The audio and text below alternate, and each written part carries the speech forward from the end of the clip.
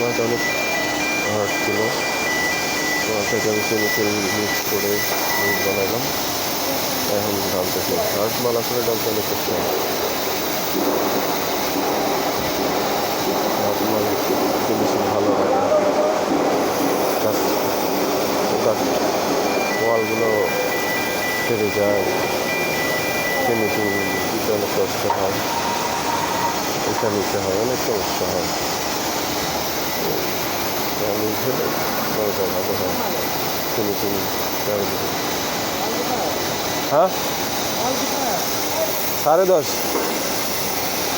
10:30 metre है।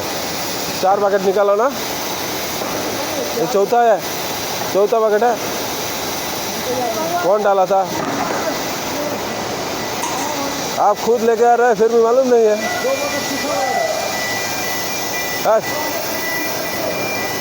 तीसरा bucket कैसे होता है?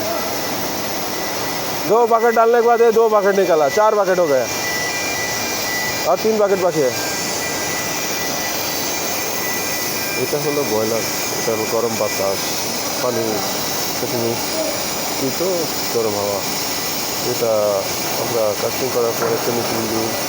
ফিনিশিং দেওয়ার পরে ওটার উপরে পাইপ লাগানোর পরে ওটার উপর কাপড় দিয়ে ঢেকে দিতে হয়। এই হাওয়াটাতে ওই বেডটা তাড়াতাড়ি শুকায়, তাড়াতাড়ি আমরা উঠে পারি। 24 ঘন্টায়